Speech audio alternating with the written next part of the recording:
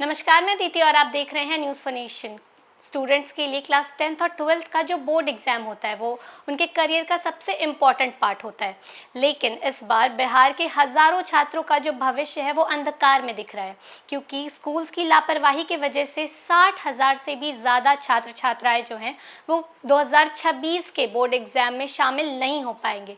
लेकिन क्या है इसके पीछे की पूरी वजह, आइए आपको बताते हैं इस रिपोर्ट में। एजुकेशनल इंस्टीट्यूट्स की लापरवाही के कारण अगले साल बोर्ड परीक्षाओं से 8,000 से ज़्यादा छात्र वंचित हो सकते हैं। बिहार विद्यालय परीक्षा समिति द्वारा निर्धारित समय सीमा के भीतर डमी पंजीयन कार्ड अपलोड न किए जाने के कारण 60,729 विद्यार्थियों का भविष्य खतरे में है।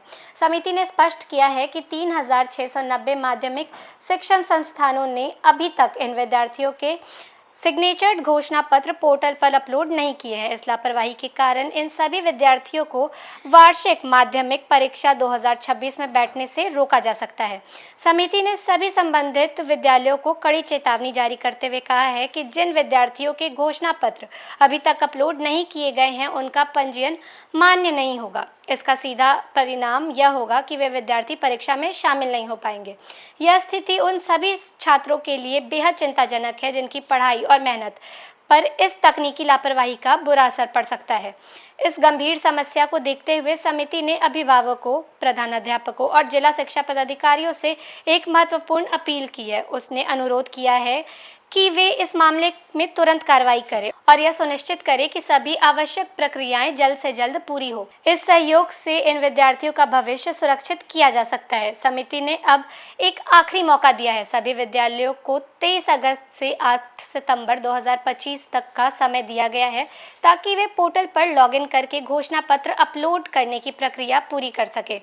यह समय सीमा इन समस्या का हल करने के लिए अत्यंत महत्वपूर्ण है।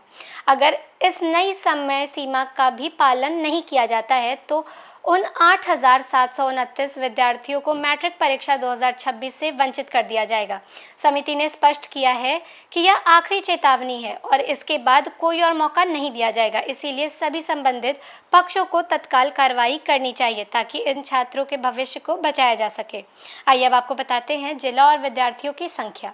पटना में 3,337, पूर्वी चंपारण में 3,154, सारण में 3,064, मुजफ्फरपुर में 2,643, दरभंगा में 2,505, मधुबनी में 2,336, भागलपुर में 2,316, पूर्णिया में 2,245, समस्तीपुर में 2,266, रोहतास में 2,222, नालंदा में 2,160, गया में 2,066, सिवान में 2,056, बेगूसराय में 1,959, सुपौल में 1,910, कटिहार में 1,893, पश्चिमी चंपारण में 1,858, वैशाली में 1,840, सीतामढ़ी में 1,828, बांका में 1,680, अररिया में 1,668, भोजपुर में 1,430, गोपालगंज में 1,416, औरंगाबाद में 1,213, मधेपुरा में 1,152, जमुई में 1,119, किशनगंज में 1,118, बक्सर में 1,191।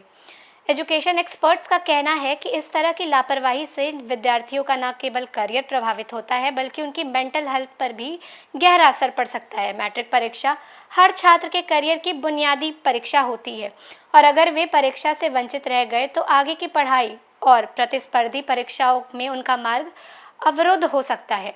इसीलिए यह ज़रूरी है कि शिक्षा विभाग और विद्यालय प्रशासन तुरंत सजग हो ताकि छात्रों की जो सालों की मेहनत है वो व्यर्थ न जाए। समिति का साफ कहना है कि ये जो मौका दिया जा रहा है वो आखिरी मौका है, तो जो भी टीचर्स या गार्जियंस है वो इस पर सजग हो जाए और जल्दी ही इसका जो निवारण है वो करें। फिलहाल इस खबर में बस इतना ही। देश और दुनिया की तमाम अपडेट्स के लिए देखते हैं न्यूज़ फॉर नेशन। धन्यवाद।